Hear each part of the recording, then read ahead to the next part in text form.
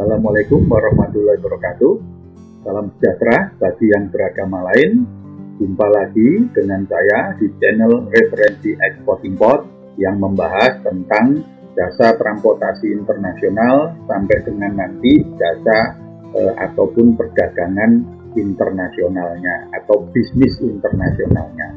Baik, jadi referensi ekspor import ini sangat berguna bagi para mahasiswa dan viewer saya yang lainnya di luar sana, utamanya generasi muda dan para penggiat ekspor yang sedang mendalami atau menjalankan ekspor ataupun yang sedang belajar ekspor maupun impor ya.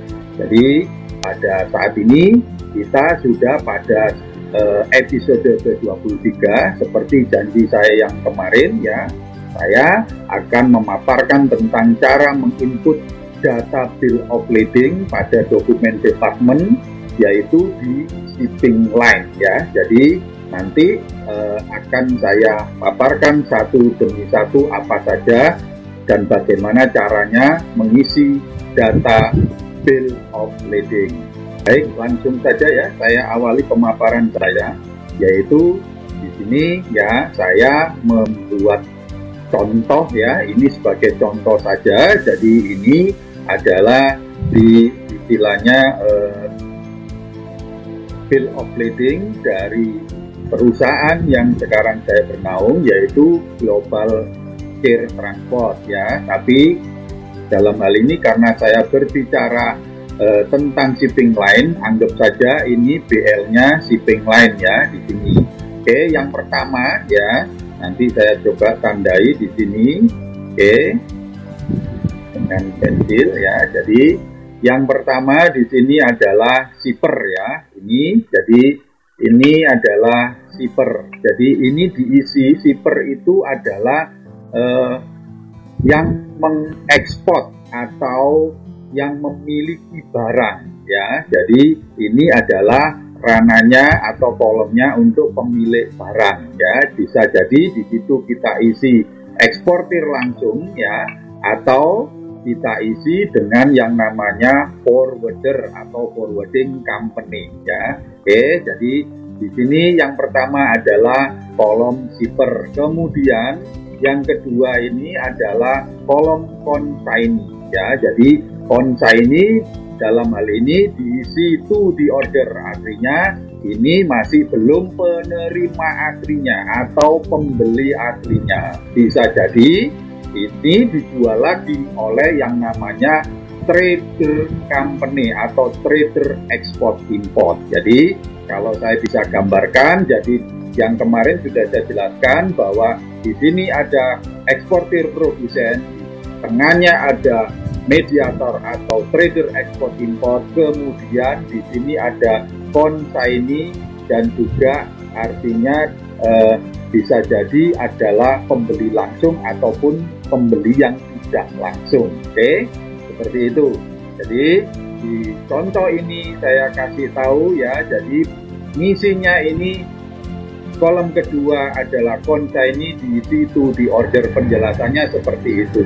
Bisa jadi ya ini diisi langsung oleh istilahnya pembeli barang tersebut ya, karena ini ranah cara menginput, jadi saya beritahukan cara menginputnya. Oke, jadi kemudian yang ketiga ya, ini yaitu notify ya. Notify ini artinya pihak yang istilahnya diberitahu ya, to notify ya, pihak yang diberitahu.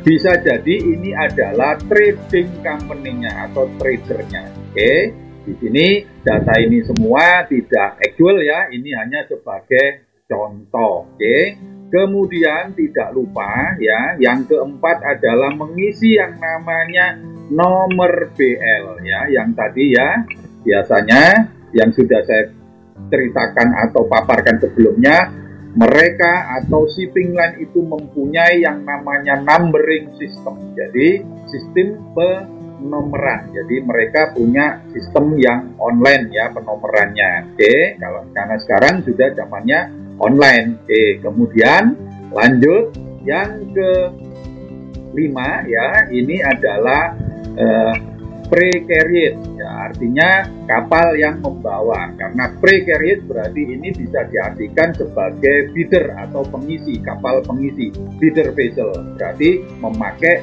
dua kapal yang sebelumnya seperti yang saya ceritakan sebelumnya di job disk-nya documentation ya, bahwa ada nanti yang menunggu yang mother vessel kapal lebih besar atau yang punya tujuan ke sana atau ke tujuan maksudnya ke final destinasi. Oke, jadi ini anggap saja pre-carriage ini adalah seperti feeder vessel. Kemudian ini ada vesselnya yang pertama Corina ya, yang kedua ini Mauret, berarti sudah ganti kapal ya. Ini yang namanya di tempat transshipment port ya, artinya mereka berpindah kapal dari feeder vessel masuk ke mother vessel ya. Jadi ini diisi kalau umpama sama ya, diisinya sama. Kemudian di berikutnya ini ada yang namanya place of receipt, artinya barang itu diterima tempatnya di mana. Itu kalau di Surabaya kita isi Surabaya Indonesia ya. Kemudian berikutnya ya, ada ini port of loading, artinya pelabuhan muat ya, di mana dimuat kontainer tersebut atau barang tersebut. Kalau di Semarang berarti Tanjung Emas, kalau di Jakarta berarti Tanjung Perak, kalau di Surabaya berarti Tanjung Perak ya. Jadi seperti itu, bisa jadi ini ditambahi bukan hanya Surabaya Indonesia, tapi kalau kolomnya masih cukup tambahi menjadi Tanjung Perak Surabaya Indonesia, boleh jadi seperti itu. Karena ini kolomnya tidak cukup, ditulis hanya Surabaya Indonesia. Kemudian yang berikutnya di sini ada port of discharge, artinya pelabuhan bongkar ya. Pelabuhan bongkarnya di mana ya? Seperti umpama kalau sebagai contoh ini di sini Greece ya. Nanti Greece itu wilayahnya di beberapa istilahnya wilayah terdekatnya ada, kota-kota terdekatnya ada, tetapi pelabuhannya ada di Piraeus, Greece ya, itu disebutkan di sini. Kemudian berikutnya adalah place of delivery. Jadi itu yang saya ceritakan atau saya paparkan sebelumnya yang disebut dengan transshipment cargo. Nanti saya jelaskan di ranah operational department ya, tentang transshipment cargo. Artinya kargo ini bisa jadi ya turun di Piraeus, tetapi akan di-deliver kemana lagi ya. Bisa jadi umpama ke negara apa istilahnya ke Swiss ataupun kemana yang terdekat di pelabuhan tersebut ya. Seperti itu. Kemudian yang di berikutnya di sini ada yang namanya final destination ya. Jadi ini adalah yang dimaksud dengan transshipment cargo tadi. Bisa jadi sebagai contoh ya, lebih mudahnya saya kasih contoh umpama ada ini, anggap aja luar negeri ya, Surabaya itu tujuannya untuk import ya, ini umpama saya bicara import, tujuannya port of delivery-nya adalah di sini Surabaya, kemudian final destinasinya itu adalah Makassar ataupun istilahnya daerah lain ya, atau Benoa atau kemana yang memakai jasa transportasi berbeda lagi ya. Ini artinya disebut sebagai transshipment cargo. Jadi seperti itu. Tetapi dalam pergerakannya ini masih dalam ranah batas-batas kepabeanan. Oke, nanti saya paparkan di ranah operation bagaimana tekniknya.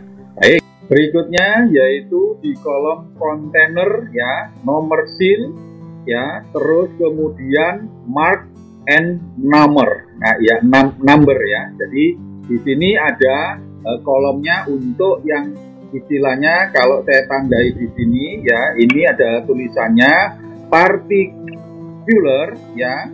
Itu ada tulisannya furnished by shipper. Artinya data ini semua ya, ini semua di kolom ini ya, di kolom ini adalah datang dari eksportir ya, datang dari yang mengapalkan atau pemilik barang ya, seperti itu. Kemudian kembali, jadi di kontainer ini disebutkan adalah nomor kontainernya ya, nomor kontainer, kemudian juga adalah nomor silnya. Jadi ini harus sama. Kalau tidak sama berarti ada yang namanya readdress. Apa itu readdress? Kemarin sudah saya paparkan, yaitu tentang penggantian data karena tidak sesuai antara manifest dan DL ataupun dokumen yang lainnya. Nanti saya terangkan invoice, packing list dan lain sebagainya ya. Oke, berikutnya di sini adalah number of container of packages ya. Jadi di sini disebutkan juga berapa jumlah kontainer dan kontainer yang tipe mana ya. Berikutnya nanti saya jelaskan juga di ranah operational macam-macam kontainer 20 feet, 40 feet dan lain sebagainya ya. Jadi di sini disebutkan 1 kali 20 feet dan ini kondisinya adalah CY. Oke, karena di sini ranah teknis dokumen saya jelaskan sekalian. Jadi CY artinya container yard seperti yang sebelumnya saya paparkan di blok perum pelabuhan atau International Container Terminal. Sebagai contoh di Surabaya ada blok ekspor dan blok import. Ini dinamakan CY atau container yard atau tempat penumpukan kontainer baik itu ekspor maupun import, tetapi dibedakan ya, seperti itu. Jadi ini kondisinya kalau CY berarti dari CY Surabaya ya, karena sini port of loadingnya Surabaya, berarti dari CY Surabaya menuju ke CY-nya port of discharge mana? Pirausri. Seperti itu ya kondisinya CY. Nanti ada yang saya jelaskan nanti di ranah forwarding ya, ada CY rail ya. Jadi nanti saya jelaskan ya, seperti itu. Kemudian CY istilahnya CFL ya, seperti itu. Kontainer istilahnya gudang ya, CY warehouse dan lain sebagainya ya. Jadi ini adalah ranah teknis dokumentasi. Kemudian berlanjut ya.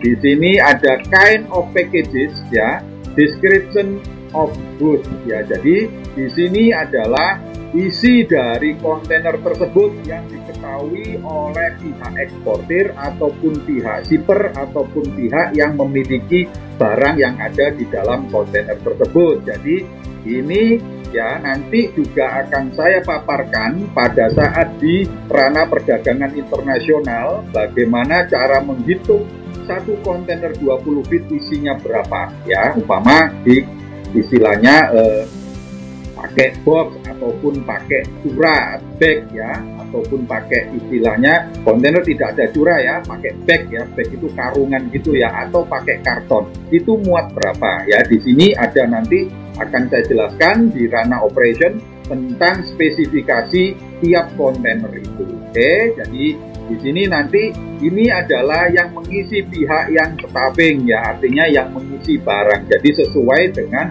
kondisi yang ada di lapangan waktu staffing ya. Kemudian berikutnya di sini ada gross weight ya. Gross weight ini artinya beratnya dari isi kontainer tersebut ya. Jadi ada berapa beratnya itu ya. Jadi di sini ada gross weight berarti berat kotor, di sini ada NW atau net weight berarti berat bersih ya. Terus kemudian di sini ada ukuran umpama dan lain sebagainya, kebetulan tidak diisi. Oke. Jadi karena di sini mungkin mengikuti yang namanya packing list dari atau SI yang dikirim oleh eksportir. Kemudian ya berikutnya di sini ada kolom yang namanya freight and charge. Nah, ini adalah freight itu adalah harga pelayaran ya, harga shipping lainnya, dan charge ini adalah biaya-biaya yang timbul selain di istilahnya biaya pengapalan tersebut ya. Jadi biaya pengapalan itu dibagi beberapa, ada ocean freight, ada THC, ada documentation dan lain sebagainya. Biasanya di sini tidak disebutkan ya, kecuali kalau di ranah forwarder biasanya mereka menyebutkan untuk istilahnya profit sharing ya. Nanti saya jelaskan atau paparkan di ranah yang namanya forwarder. Oke. Jadi di sini freight and charge-nya ditulis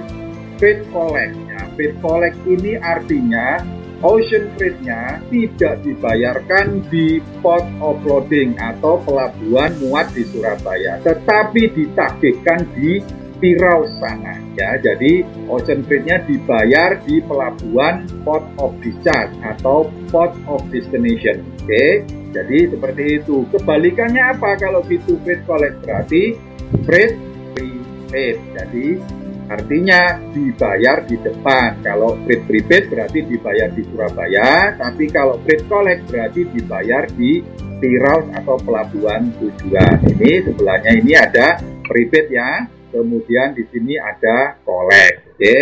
Kemudian sebelahnya ya, di sini ada yang namanya freight payable at ya. Jadi yang saya jelaskan tadi, freight collect berarti freight payable at di mana?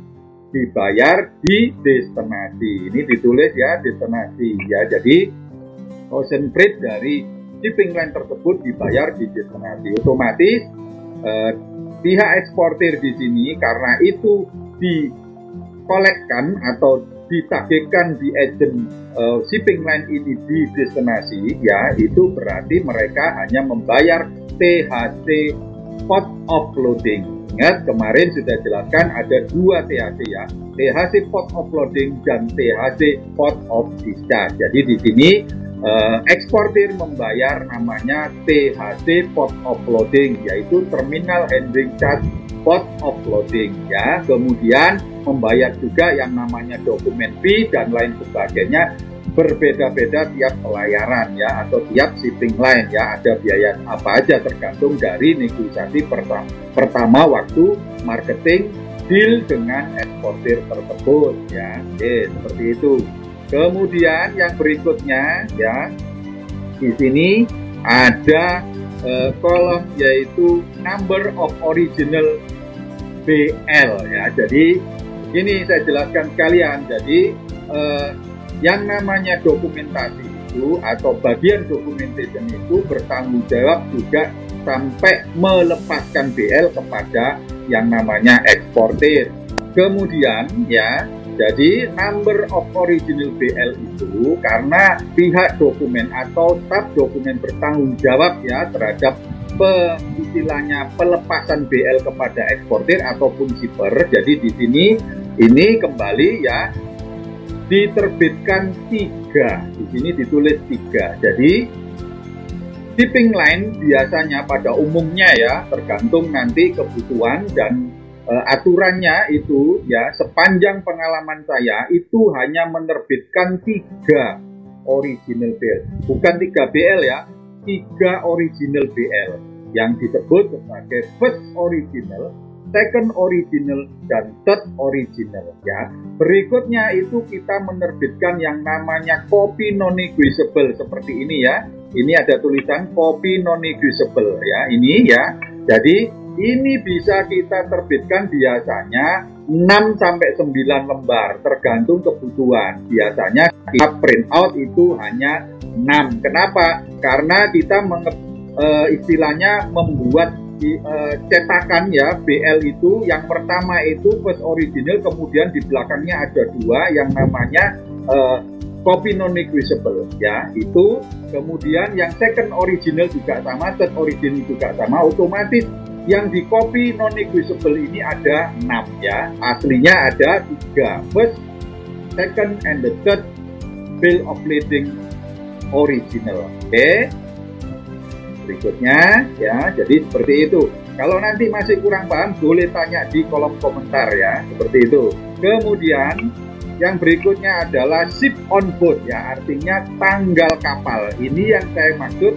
Jadi bagian dokumen harus menanyakan dulu kepada customer service tentang loading confirmation. Setelah mendapat loading confirmation, di situ tersebut bahwa nomor kontainer ini ya, deal nomor ini ya, itu sudah termuat atau tidak dalam kapal tersebut. Kalau sudah termuat berarti BL ini bisa dirilis, artinya bisa diambil oleh eksportir maupun shipper ya, tetapi dengan catatan sudah sesuai dengan klausulnya ya. Kalau collect ya berarti mereka hanya bayar THC dan dokumen dan lain sebagainya ya. Kemudian kalau private ya berarti sudah bayar semuanya yang sesuai aturan di shipping line tersebut. Oke, jadi ini adalah tanggal kapal sesuai dengan loading confirmation. Terus ada pertanyaan begini, loh kalau umpama tanggal kapal tidak sesuai, nah itu yang saya informasikan atau saya paparkan waktu di negosiasi marketing tentang backdate ya, tentang backdate tanggal mundur dari keberangkatan kapal ya, itu wewenang dari marketing ya, yang istilahnya sudah dikomunikasikan dengan agen di sana dalam beberapa pertimbangan ya, kargonya besar, artinya jumlah konternya bisa sampai puluhan, ataupun bisa jadi ini VIP customer dari agen kita prinsipal di sana ya, seperti itu, pertimbangannya banyak ya. Jadi marketing berkomunikasi dengan prinsipal untuk memberikan yang namanya ini tadi backdate ya, di sini umpama ini contohnya, tetapi di sini adalah contoh kapal berangkat sesuai dengan tanggal tersebut, berarti BL bisa dilepas kepada eksportir. Oke. Kemudian di sini kapalnya siapa ini? Nah, ini kapalnya dari namanya tadi MSC Corina ya, di sini yang pre-carriage tadi, seperti itu ya. Poinnya nanti bisa berubah-ubah tergantung dari perjalanannya nanti. Oke. Kemudian yang di bawah ya, yang di bawah ini juga ya, ini adalah juga tanggal kapal, kemudian ini isu di mana, artinya diterbitkan di mana, di Surabaya, bisa di Surabaya, di Singapura juga bisa di Singapura. Apakah bisa BL diterbitkan di Singapura? Bisa, seperti yang sudah saya jelaskan juga di ranah marketing ya, wewenangnya marketing juga tentang suite BL ya. Sudah saya jelaskan di video-video saya sebelumnya di ranah istilahnya wewenang marketing ya, seperti itu. Nanti dicari video saya lupa itu episode berapa. Oke, jadi setelah ini fix semua ya, baru istilahnya dicetak ya, setelah ada tanda tangan fix dari eksportir, kemudian dicetak oleh bagian dokumen, kemudian bagian dokumen stempel dan juga menandatanganinya. Kemudian ya di bawah ini adalah PT Sapega Sarana Mandiri ya. Jadi ini tidak sama dengan yang di atas, umpama ini shipping line-nya Global Care Transport ya. Itu yang mengageni adalah PT Sapega Sarana Mandiri. Jadi Global Care Transport ini adalah worldwide ya, artinya prinsipal kemudian diageni oleh PT Sapega Sarana Mandiri. Demikian ya penjelasan dari saya tentang bagaimana cara input bill of lading. Nanti juga akan saya jelaskan antara perbedaannya Ocean BL, Master BL, House BL, dan Forwarding BL ya, karena itu disebutkan di dalam LC klausulnya ya. Oke, berikutnya video yang akan datang di episode 24 saya akan memaparkan tentang cara menerima surrender master bill of lading, bagaimana surrender dan select release, seperti itu ya. Demikian pemaparan dari saya, mudah-mudahan bermanfaat. Sampai di sini, assalamualaikum warahmatullahi wabarakatuh.